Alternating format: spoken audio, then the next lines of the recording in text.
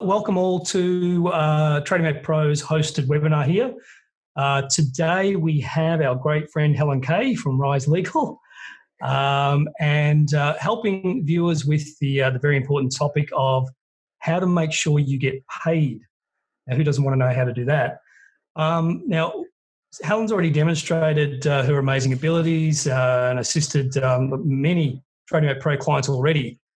With just that, the making sure how you get paid, but also various legal matters, and really it all starts with some rock solid trades, terms of trade. That's always important to have that as a starting point.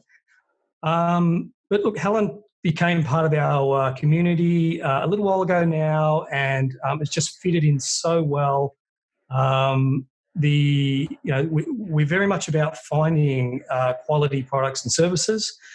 We weed a lot out. I mean, we have to whittle out who's really up to it and who knows tradies, what tradies need, and most importantly, really the value proposition, making sure they're delivering a service with no upsells and no tricks. It's just exactly what tradies need. So Helen has been amazing. So with that said, welcome, Helen. We'll get on with the webinar and help people, but perhaps can you give us a little bit of a summary of what we can expect today? Okay, wow, what an introduction. Yeah. Thanks, Travis. It's like a family that's just let me in. Really, really glad to be here. So today I'm going to talk through some top tips on how to get paid. Obviously, when COVID hit, I sat down and thought, how can I best help? What do people need right now? And obviously, it doesn't take a genius to work out that that's cash in the pocket. So I'm actually going to talk about a number of ways in which you can get a better chance of getting paid. So covering things like changing your payment structures, terms and conditions, and what actually happens if you don't get paid. So what you need to do then if you've put all these things in place and yet you still don't get paid. Okay, so I just crack on then. Fantastic. Yeah, well, let's over to you. We're all keen to see, us included. Let's all learn from Helen today. Okay, excellent. So is my screen all nice and shared there, Michael? Yeah, it sure is. Awesome. Okay, great. So I might be a good lawyer and great at running a business, but I'm not great with PowerPoint. So at any point, stop me if, suddenly all my emails pop up. Helen, before you get into it, maybe we should just share that anything you do share here today is quite general. All right, we just want to be clear on that. And if anyone does have specific needs personal to them, then probably best they book in a one-on-one consult for you. So there's a limit to what you can share publicly, I guess. That's just a good point to make before you get into it. Yeah, that's great. Thanks, Travis. It's just very, very general in nature. Might not suit everybody, but these are sort of the general things that I think trade businesses should be doing now to maximize their cash flow. Obviously, cash flow is more important than ever right now. It's always been important, but, with what's going on in the world and the fact that, new clients might not be coming through as frequently, you've really just got to make sure that you get paid for absolutely every single job you do. Now's not the time to be complacent. The most important thing is to be clear with your customers about how you'll get paid and when you'll get paid. And that's actually probably more important than the price of the job right now, is that when you're quoting all these jobs, just listen to your gut as well and just make sure that you are going not with the highest payer, but with the safest payer. Because if you're going to do a job or you're going to send your lads to a job, you need to make sure that you're going to get paid for that. So typical lawyer, the main thing you need to do from a legal perspective there is to review your terms and conditions, or your terms of trade, whatever you call them. I'm going to be calling them terms and conditions just very generally. But, you could call them whatever you like. It's basically your rules of engagement with a client. And you also need to look at your payment processes to make sure that they're nice and tight so nothing gets slipped through.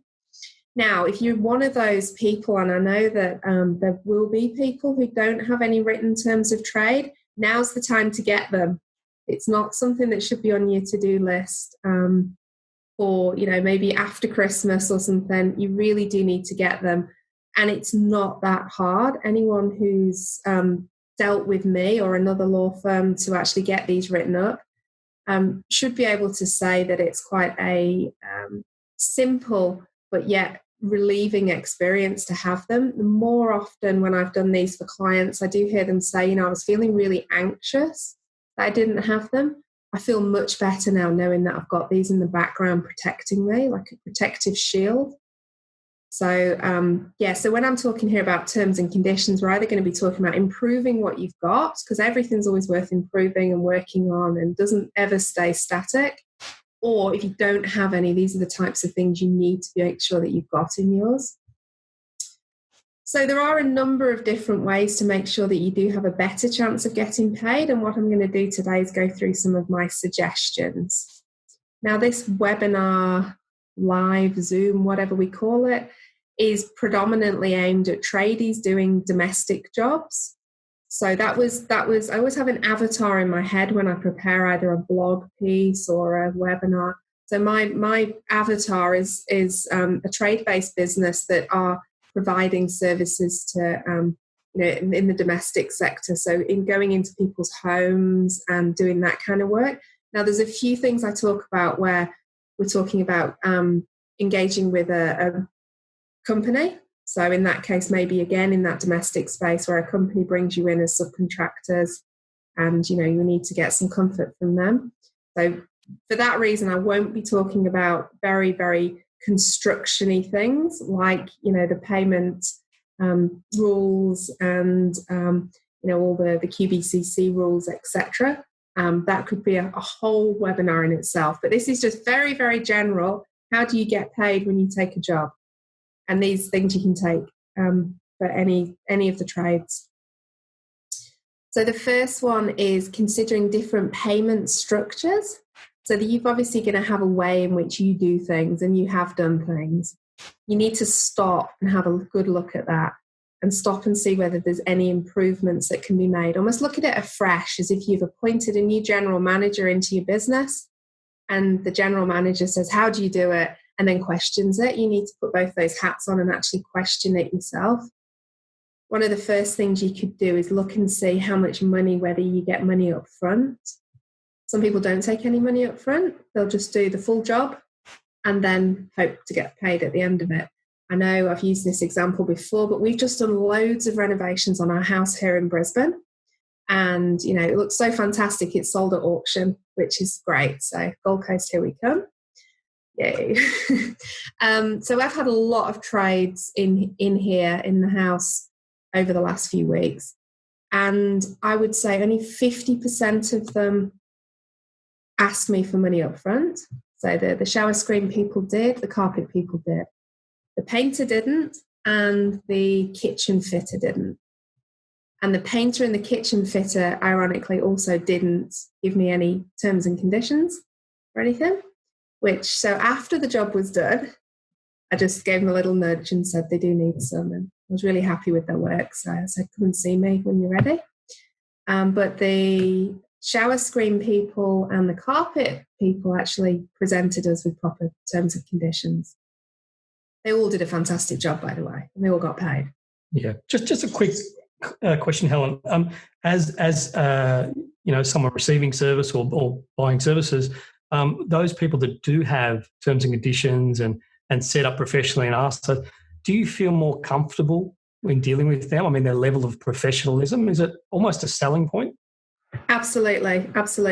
And it seems that, you're going to say, well, why did you go with two that didn't have terms and conditions? Well, they came from trusted people. They'd done jobs on other people's houses and they said, you need to speak to this guy. And when I met them as well, they just told me how great they were and I could see, evidence of it.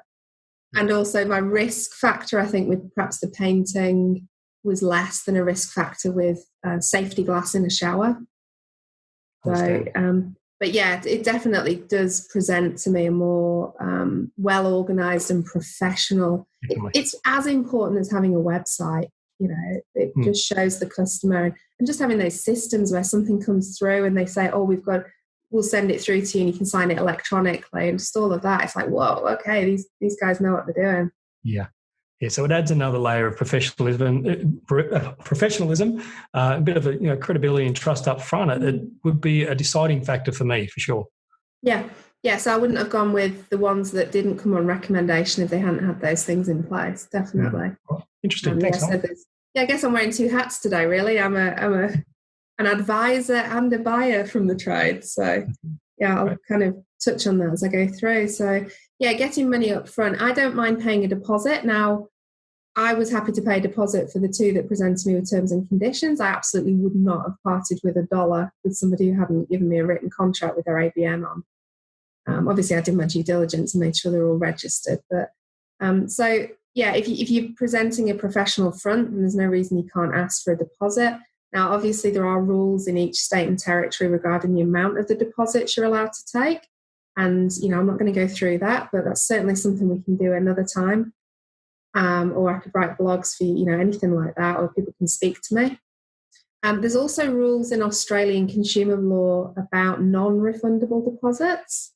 Very strict rules about those, and they have to be reasonable. They have to protect a legitimate business interest, be proportionate to the business time, the costs. So, for example, where you've got your cabinet maker who's making things off-site, he could take a larger non-refundable deposit than somebody who just rocks up on the day with the paint and the paintbrush, etc. So, and again, just got to check your local rules on building contract deposits. One of the other things you can do as well is, as well as taking some legal deposits up front, you can also charge in stage payments. That could be a way in which you change how you do things. I don't see any reason why, when you've done a few days' work or you've reached a stage, why you can't actually say to the client, I need the next 30% of this. The only thing with that is you need to make sure you've got that in writing with them. You can't give them a quote and then go out and start telling them that's how you operate. You need to have that in writing.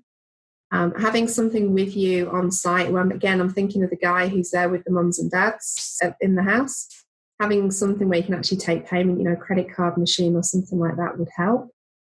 And if they knew at the start, if you were really transparent with them at the start, that's how I operate. So this is how it works. You pay me this, then I do this, then I charge you this.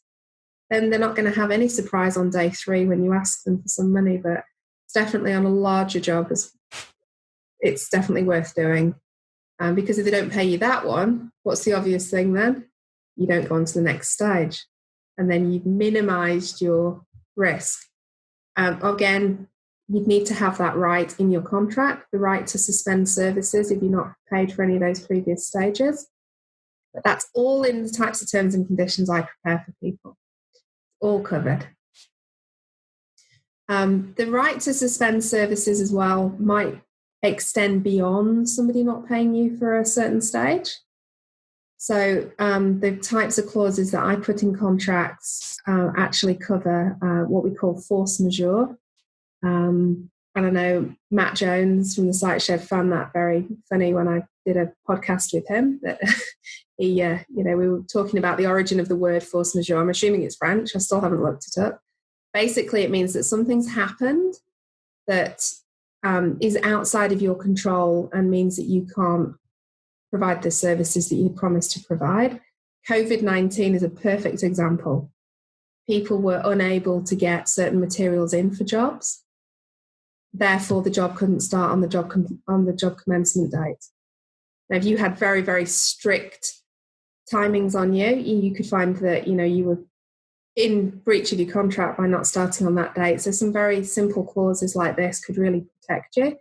This isn't going to go away. This is going to be around for a long time. So we need to factor these things in. I mean, we live in Australia, for goodness sakes. Even with my accent, I am Australian. And we've had fires, we've had droughts, we've had floods, we've had all sorts of things. So we do live in a country where we need to factor these, acts of nature into any commercial contract. Okay, so now here's where I dip a little bit into, I'll just get this up on the screen. Okay, so this was the slide that I was actually talking about then. So these are the different payment structures. So we've looked at the money up front, the stage payments, the suspension of services. One of the things you can do in a scenario where you're engaged by another company is you can actually ask the directors of that company to provide personal guarantees, personally guaranteeing that if the company doesn't pay you, they will. Why would you do that? Well, you do that because of the whole reason why people set up companies in the first place, which is basically to hide behind the $1 share and the liability and asset protection that companies give you. So I always recommend that all my clients have a company structure, even go as far as, having trusts and things like that, which is obviously I could do another seminar on that one.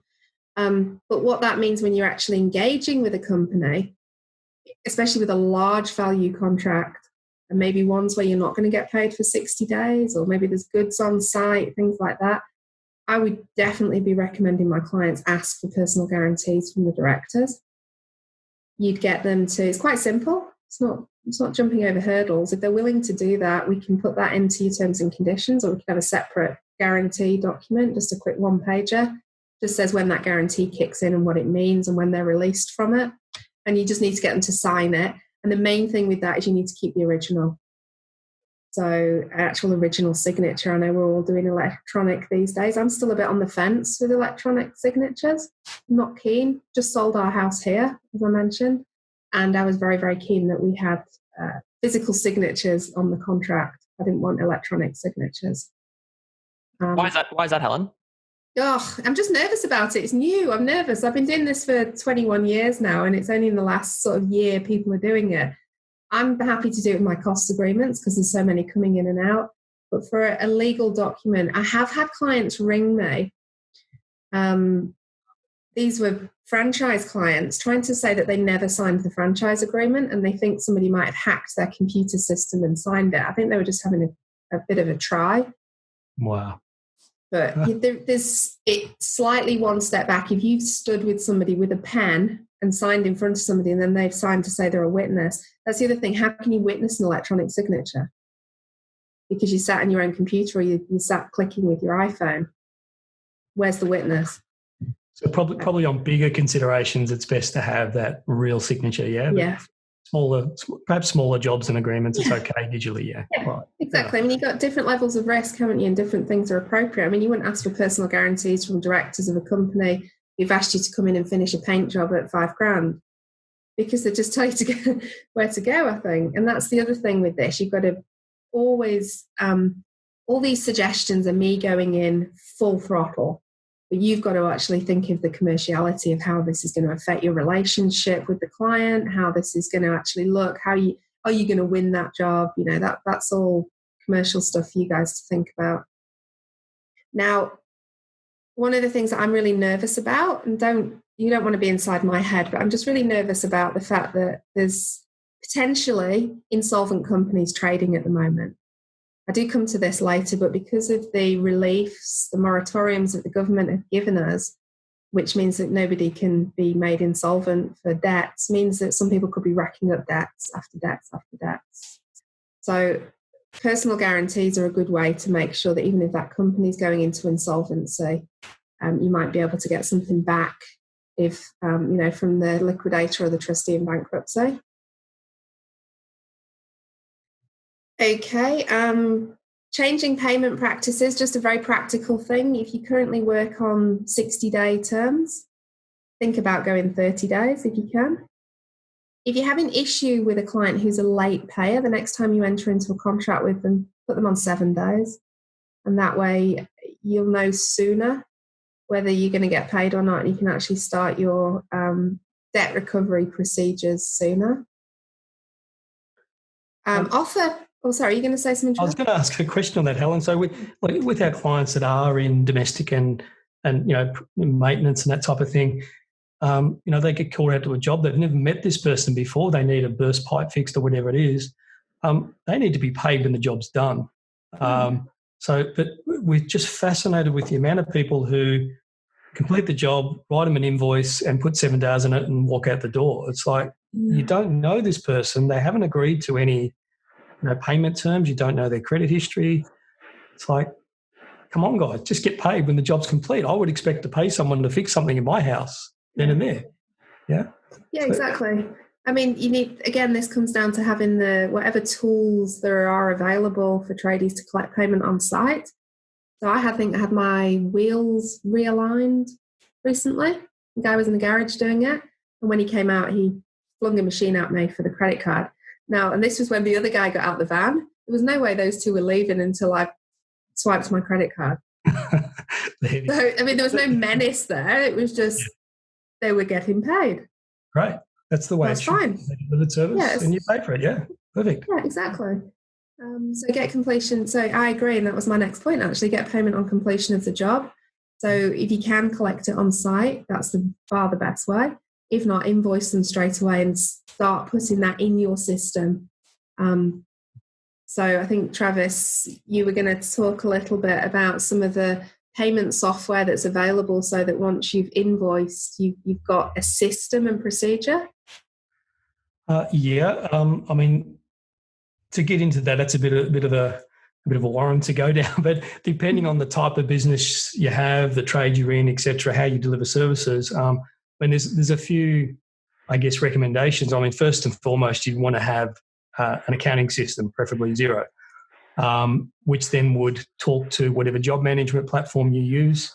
And depending on what job management platform you use, then that would determine some of the types of payment solutions that you're talking about on the spot payment, whether that's a separate device or using something like Stripe or something like that.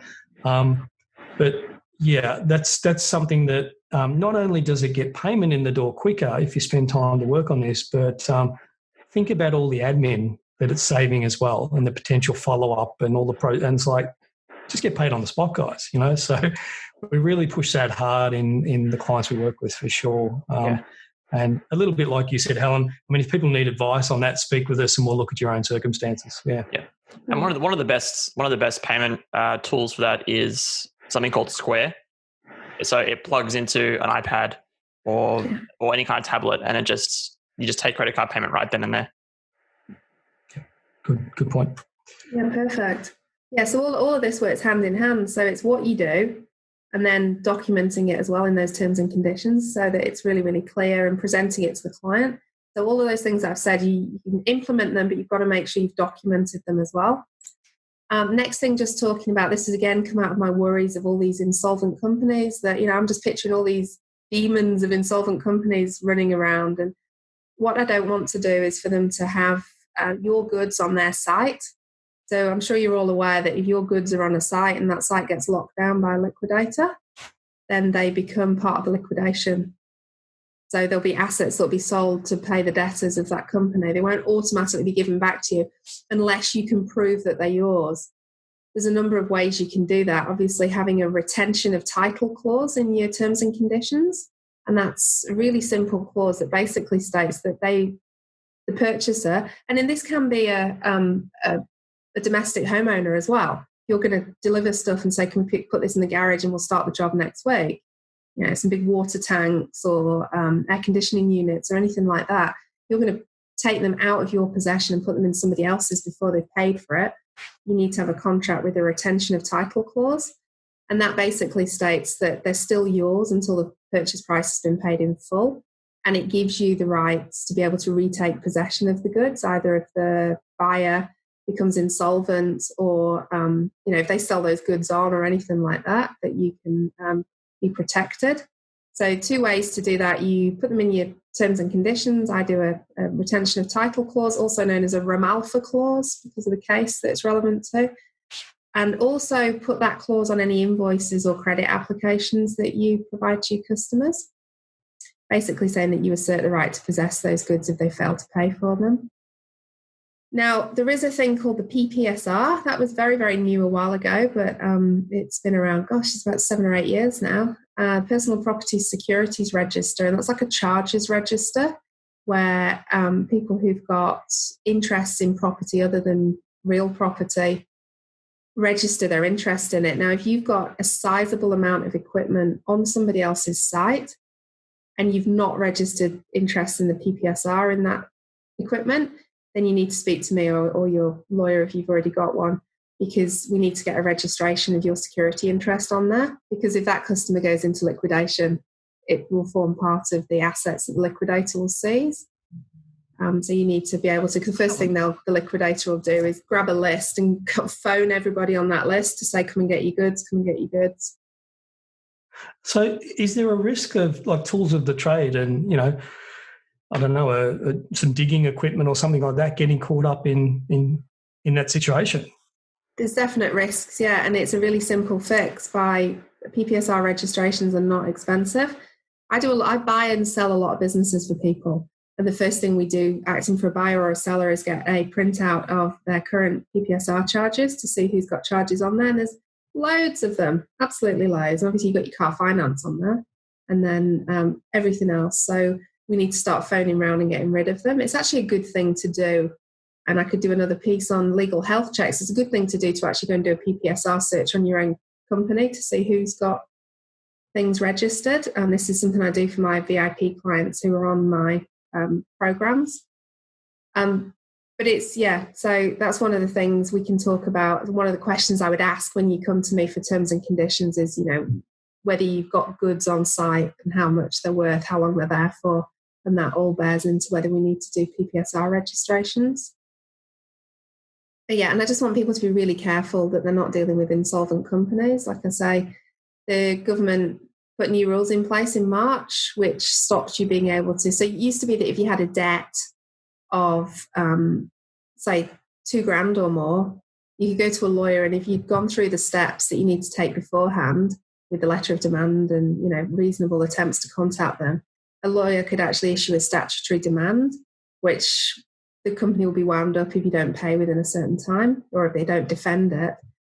Now they've increased that to 20,000, and they've also said that they can't be issued for 6 months. It used to be 21 days.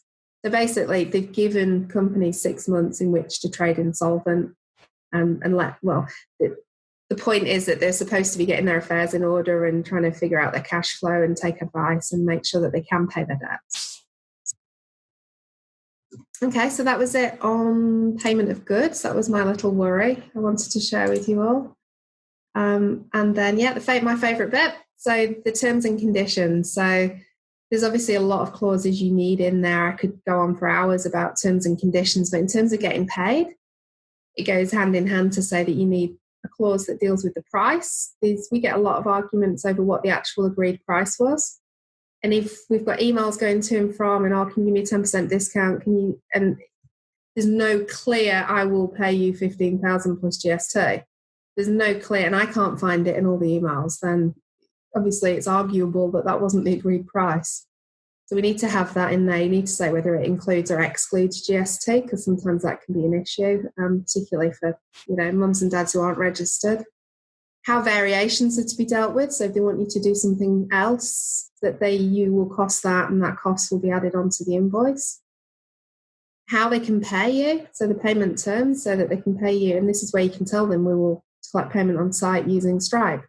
We want to be paid by credit card or PayPal. And how you can claim, basically, when you get paid. Because how can you start claiming that payment is late if you never agreed when payment was due? So it's little simple things like that can actually be, I've seen people's terms and conditions where it's just missing completely. And a lot of this can be dealt with. So the way I do terms and conditions, Travis, is I do it in 2 parts. So I do part 1 is the quote or the statement of work or the proposal, whatever the client wants to call it and however they want to present it. And that's got the job specific terms in. It's got everything you need to cover. And if you've fallen into some of the QBCC, you're in Queensland or the equivalent in the other states, all the information that needs to go in for those particular contract value types. And then part 2, which is the terms and conditions that I draft, the legal terms and conditions. And I send those to clients in PDF so they don't get changed. They can get changed if they come back to me and say, look, we need to add a clause for this, and I'll pop it in. But I just don't want them being played around with. They need to stay as is. So together that forms the client contract. Ideally, if you could get the client to sign the first page, the quote page, then we've got that real buy-in. We've got that, I've read them, I understand them, I accept them. And depending on the price and your thoughts on electronic signature, it's probably okay if it's below, 100,000 or something. But so that's the client contract. And I need that. So if somebody's not paid, if somebody phones me up and says, oh, I've not been paid for a job, I'm really peed off, and I want to engage you, Helen, I want to see that client contract. And that's what I'm talking about, that quote, those terms and conditions, the invoice, everything that forms the client contract. Without that, we're talking about he says, she says, and it's just going to go around in circles and cost a fortune. Got it. I might just rewind a little bit, because this is always a little bit of a problem there, and that is variations. Oh, I saw you sort of light up when I said variations. Like, oh my goodness. So it's fraught with danger, because a lot of things happen in the moment, and the client, or whatever it is, particularly, I know we're not talking construction and commercial today, but it does happen a lot. But I'll seek your advice, Helen. But the way I see it is basically it's like another contract. Like, you've got to agree to, this is what we're doing, here's the price, and here's how and when we're going to get paid. And if you don't have that, you just don't do it. Is that fair to say? That is absolutely fair to say. Yeah, so even in the domestic mums and dads scenario, so if you said you're going to do X job for 15 grand plus GST, and then they ask for something else, and I'd love to come up with examples. I can't think of something else someone would ask for. I don't know. Oh, you're doing my shower, can you do my vanity unit as well? Well, it's a different job. Yeah, so here's the quote for that. As if they were a new customer. Here's the quote for that. You want to go ahead? Yeah, okay, sign here. Yeah.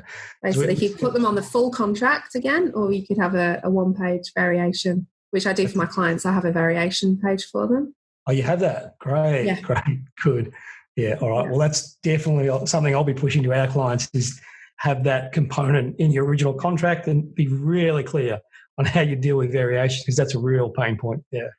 Exactly. I mean, it happens to me. I might be reviewing a lease for somebody, and then they say, oh, do you do trademarks? Yeah, I do.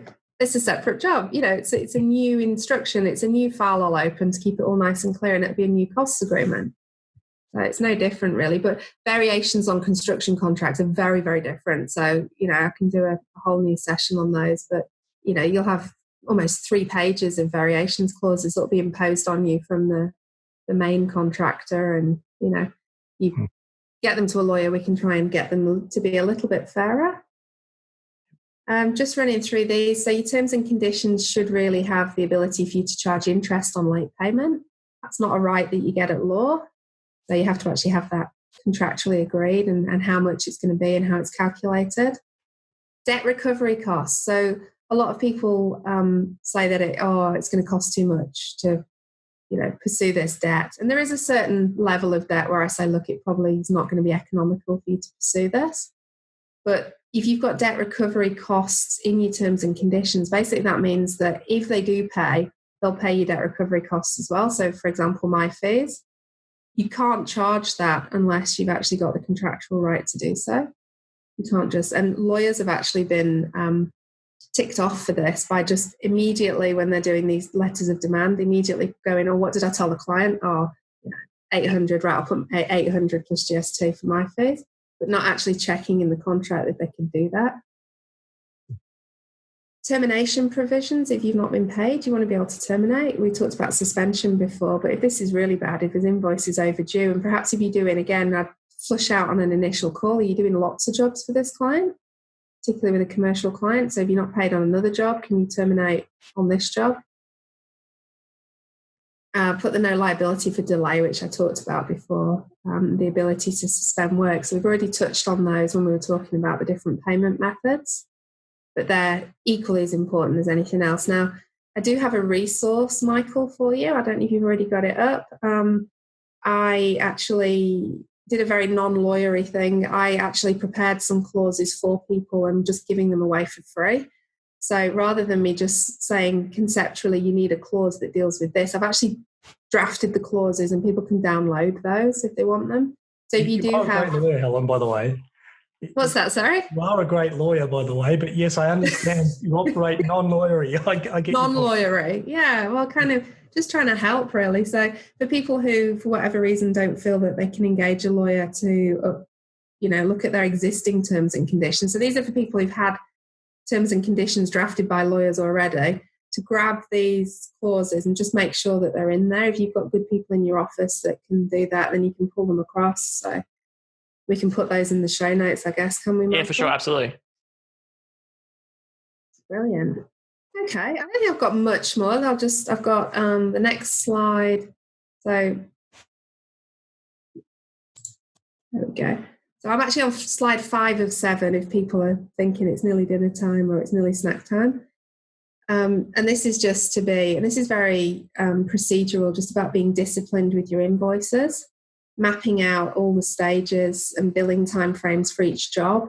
Make sure your invoicing is done regularly, I'd say at least weekly if you can. Just have a set aside a time where you actually just sit and do your invoices. I tend to do mine on a Saturday, but I don't send them out till a Monday because I don't want to, upset people at the weekend. So they just get scheduled to be sent out on the Monday. Diarise all payment due dates. So having that software that Travis was talking about before, having one of those types of software that's appropriate to your business, which will have the ability for you to do this, diarising the payment due dates. Having a system where you contact clients with friendly reminders when they're due for payment, setting overdue reminders. And then if the customer's just not responding to you, then you can contact a lawyer to assist you with a letter of demand. So those are basically the stages, I would say. So just having all those reminders in place. You'd be surprised how many people actually have said to me over the years that they've just forgotten about a debt. Some people hadn't even invoiced a client and realised, maybe the bookkeeper picked it up. What happens in that instance? As time's gone by. It's still just as relevant, right? It's got to be paid. Yeah, absolutely. They're not invoicing a client. There's going to be a certain point where it's sort of unreasonable and probably doesn't look very good on your reputation for you to then invoice after 2.5 years or something. Yeah.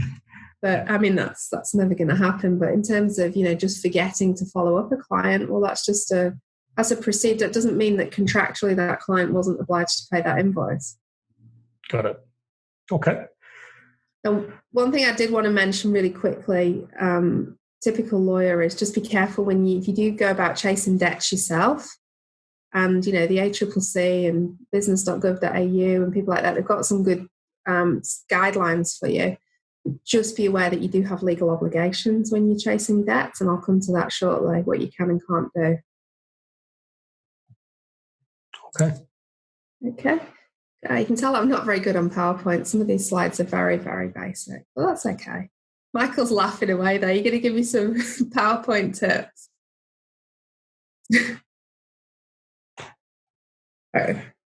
So anyway, like I said, you need a debtor follow-up procedure. So a simple procedure that I use, for example, and I've not had to use it actually, but I've got it there if I ever do need it, is setting an email reminder when an invoice is 7 days overdue. Then I have a phone call with the client when it's 14 days overdue, just to see what's going on, if everything's okay.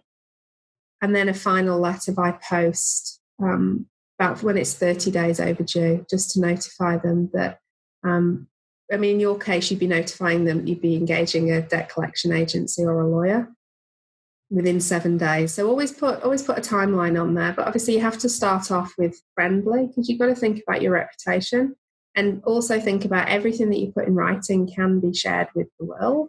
Shouldn't be, but it can be. If you send a really shirty text message to somebody or an email that's just not very nice at all, that could end up, somewhere you don't want it, screenshotted on Facebook in a Facebook group, getting shared. And it's just, we're not supposed to be doing things like that. You've got to think about the long-term relationships with your clients, but also think about the fact that, okay, the client might not be able to pay you the full amount, but does that mean that you don't want to try and get something out of them? So asking them, okay, what can you afford? I understand, especially at the moment, what can you afford? Let's work this out between us, and then work out a payment plan. And I can help with payment plans and documenting them. You can do those with your bookkeeper as well, just to, again, then making sure, even more important, to make sure that those regular payments keep coming through. It's not ideal, but it's better than nothing to start getting something. Make sure you get that documented in writing, of course. I notice a lot of people, Helen, when it does get to that stage and they're not responsive and the money's sort of getting older and older, they get a little scared to chase it. I'm like, well, why not? It's not you shouldn't be scared about upsetting them. It's not you doing the wrong thing here. They're not upholding their end of the bargain. So, and it doesn't need to become like a nasty, threatening thing. It's just there's a process to it, right? Yeah, absolutely. I mean, if you want it to be nasty, then you go and engage a nasty sort of debt collection agency and get it done that way. If you want it to be amicable and you want, somebody like myself to just send a letter and then follow it with a phone call saying, did you receive our letter? Do you think you'll be able to make the payment on that date? How do you think you'll be able to go with it? Do you need to discuss a payment plan? And you can and you might feel better just knowing that somebody else is dealing with it, because then you kind of just, sure. It's a procedural thing. Okay, we went through these 3 different processes in our debt follow-up procedure and it didn't work. So now we're on process number 4, which is that we've outsourced this now to a lawyer or a debt collection agency. Yeah. Yeah, I think removing yourself from that emotional attachment to it, and then it does become an issue and a number on a piece of paper, and it settles down a little bit after that once it's handed over. Yeah. If it ever did happen to me, and thank goodness it never has in all the years that I've had my own practice, because I had this practice years ago in Perth as well. So if it did I would definitely engage a debt collector and just take myself out of the equation.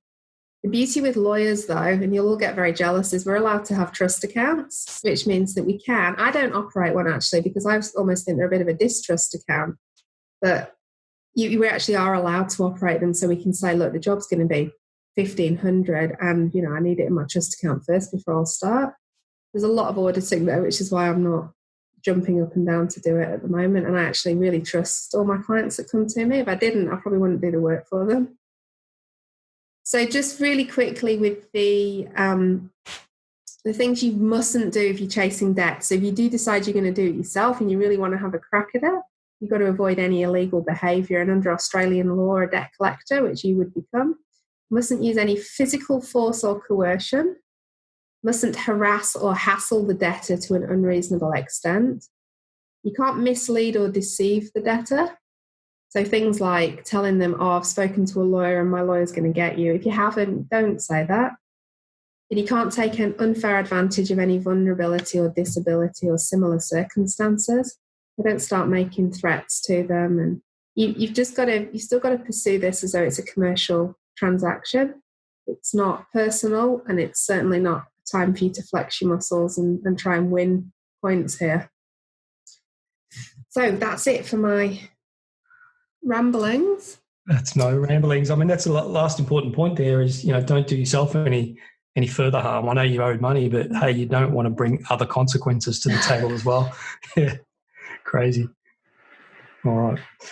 Well, we've got, before we started this, Helen, people who had registered, they were able to register in return some questions they'd like answered. I do have a few here I'll go over with you shortly, Helen. Just one quick one that did come in live here is Kylie asked, can we recommend a job management system? They're new and just getting set up. Kylie, I'll be really happy to have a call with you offline and look at your personal circumstances again and what will fit for you. Because there's a lot, all right? So we just have to understand your circumstances and know your business a bit better, and we can certainly recommend something. Michael, I think after this we can follow up with everyone on the call, a link to book a call with me if they need to for anything. We'll also be sending one out for Helen as well if they want to have. Yeah, for sure. So everyone on the webinar will be getting an email and with resources plus a recording of the webinar. So fantastic. That'll all be here. Good. So Kylie, if you'd like to take advantage of that, certainly I'll help you with that. But Helen, some questions that we do have for you, and feel free, people in the audience, if you've got more to add to it. But Jeff Nicholson, who's actually a client of the Tradiematepro program, he's asked, what is your recommended process for presenting our terms and conditions to a new client? Or to a new client is probably the point. Yeah, it's a really good question, actually. So when I prepare terms and conditions for people, I'll give them the guidelines when I give them the terms and say, this is how you need to do it. So they have to go to every client. So my recommendation is to go out with every quote. So you can have them either, if you've managed to get your software system so they can merge behind your quote, so it actually goes out as one document, that's great. If you've got it as a separate PDF, so if you're just going to attach that PDF that I've done for you every single time, then send it out with that. I also recommend they go out again with the invoice. Similar thing, if you can merge them behind the invoice or just send them out as a separate. But the other thing I say is put them up on your website. So you probably noticed when you look at a lot of commercial websites, they have a banner along the home screen, and right along the bottom, there's hyperlinks, usually to website terms and conditions. Now, those are different. Website terms and conditions are for how people are allowed to view your website, look at content on the website, whether they're allowed to take materials from it. It protects your website and your copyright. You also have a privacy policy, which is required by law. And then a lot of really good companies, again, showing that professionalism and that, telling the world that you really do know what you're doing. Have them on your website, because the very first point of call with a client is going to be they'll check you out online. And if they want to check your terms and conditions, if they're not happy with 7-day payments and stage payments and deposits, well, you told them right at the start that's what you were expecting and that's what you expect from everybody. So they'll move on and they'll go somewhere where they think they might be able to get away with 60 days and not paying. Probably not a person you want to deal with, right? Yeah, exactly. Yeah. So those are my recommendations. Send them out with every quote, send them with your invoice, and put them up on your website. You could even, we could go one step further if you wanted to, and you could have them accepted online. So you could have a web platform where if somebody wants to request a quote, then they have to tick the box to say I've accepted these terms and conditions. Fantastic. So with them being included on the quote document, and if you're stating this quote's being offered under our terms and conditions, and they sign it, acknowledge and accept that quote, that's one and the same thing. They've accepted the quote and the terms and conditions. Is that? Yeah. Wonderful. All right. Good to clarify. Yeah. So this is why. So part one of I'll get your if I'm going to be doing some terms and conditions for you, I'll get your existing quote and I'll just make sure that it ties in really nicely so that the two are part one and part two of basically the same contract. The other thing I do as well, just going off on a slight tangent, is with my terms and conditions, I do have deemed acceptance clauses. So I do say that, you accept these terms in a number of ways. One of the ways is obviously to sign and return. Another way is to pay the deposit. Another way is to engage us and start the process of having our services, all of which will be deemed acceptance of these terms and conditions. Great. All right. Thanks for that, Helen.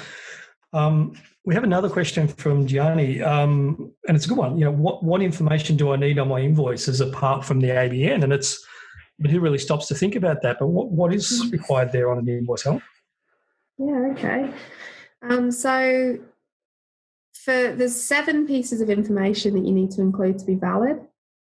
For sales of less than 1,000, including GST, you've got to have the words tax invoice, preferably at the top. You've got to have your identity as a seller, such as your business name or trading name. Contact details, they're optional but recommended. You always see those at the top. Your ABN is an absolute must. The date you issue the invoice, because everything's going to stem from that date in terms of collection. A brief list of the items sold or the goods and services provided. And the GST. You've got to stick your GST on there. If the sales invoices are over 1,000, including GST, you have to also show the buyer's identity or ABN. Right. Understand. All right. That's pretty clear. I'd use the quote. I would pretty much rename the quote invoice, because everything you've put on there is going to be really, really relevant. Again, you've linked it to the terms and conditions. Head it tax invoice instead. And it'll have everything on there that you need. Yeah, it's great to have that checked. But I guess back to the earlier question from Kylie, if you've got that set up properly in your job management, a lot of that's already templated, but it's always great to have that checked and understand the rules about it. So that's very good. Thanks, Helen. Yeah. But don't let the tail wag the dog, though, with those systems. I've just signed up for a new legal software system, and I had all my training in it. And then I did my first bill, and it went out, and I thought, it looks brilliant. It had the Rise Legal logo, it had the ABN, it had the address, everything, and it had my services, and it went out. And then I just I was lying in bed one night, and I thought, it seemed a bit short. And I looked at it, and it hadn't pulled my bank details through.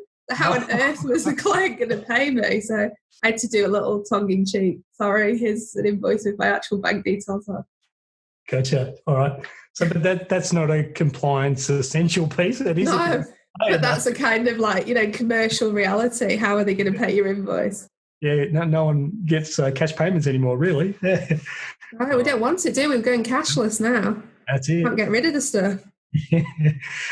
All right. We do have another question here, Helen, from Guy Jenkins. What is the best next step after calls and reminders have been made and payments remain outstanding? You've sort of addressed that, but let's just, just a recap, I guess. So after you've done all the nice friendly, oops, you must have forgotten, this must have been an oversight, give me a call, and you've had a chat with them.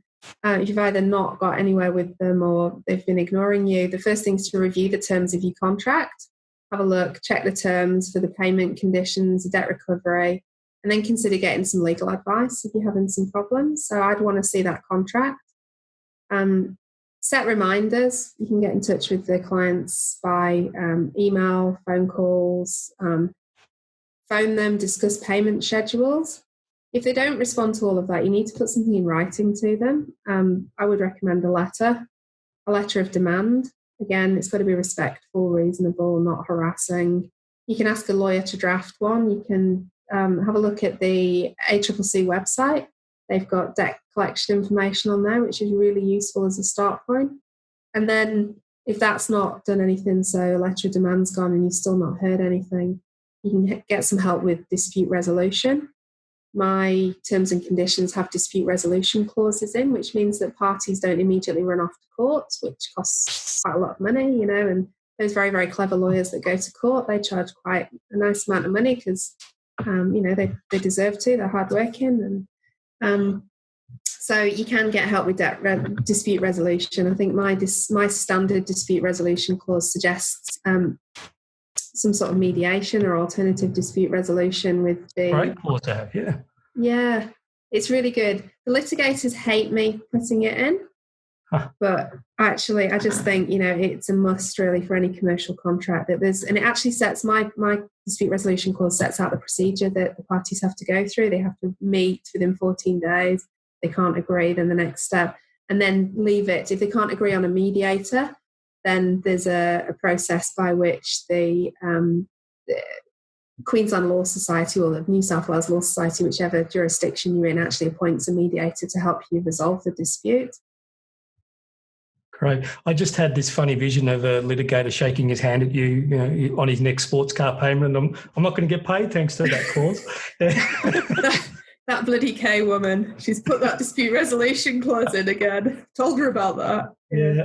Okay. If they do work though, and I'm all about collaboration really. So, Yeah. you can try and the best solutions to be reached are the handshake ones and, just trying to work out what works for both parties. Yeah. Now we're almost out of time. We do have, what do we got? 1, 2, 3, 4, 5, 6, another 7 questions here. As I said, we'll reach out to everyone on the call today, including those who have asked questions. And if you'd like some time with either, myself on the Tradiematepro side or Helen on, how to get paid, then we'll make those links available. And they'll be in the emails, and you can just book in a time that suits you. So we'll make sure that happens. So sorry if we don't get to everyone's question on the call, but we can certainly do that with you off call. Okay. I guess, look, is there anything else you'd like to sum up, Helen, before we sort of bring this to a close? Don't bury your heads. It's not all right, mate, anymore. You've just got to have a process and just take the emotion out of it. So follow your process. If that person who said they were going to pay you for that job that you did and you did well, then you need to get paid. So let's just keep going through that process and let's just make sure that you do get paid.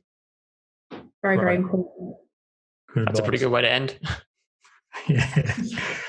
All right. Well, I guess, look, on that note, thank you, Helen. I've learned something, that's for sure. I've got some great tips, and we can continue to help our clients with too. And, whenever we find something in our community, we'll always send them to you to have a chat anyway. So, we'll maintain that relationship, Helen. But thank you. Thank you for sharing your time today. Okay. That's fantastic. Thanks for having me. And I do love a chat. So even if you want to chat to me about the weather, that's great. Yeah. Have you found a new house yet, by the way, in the Gold Coast? I found what, sorry? A new house. No, not yet. No. I like gold dust, big family homes in the Gold Coast. So if anyone can find me one of them, I'll give them a friends and family discount on some terms and conditions. Can't wait to get there, though. Good luck with the search. All right then, Helen. Thank you very much. We'll end it there. All right. Thanks, guys. Thanks. Bye. Bye.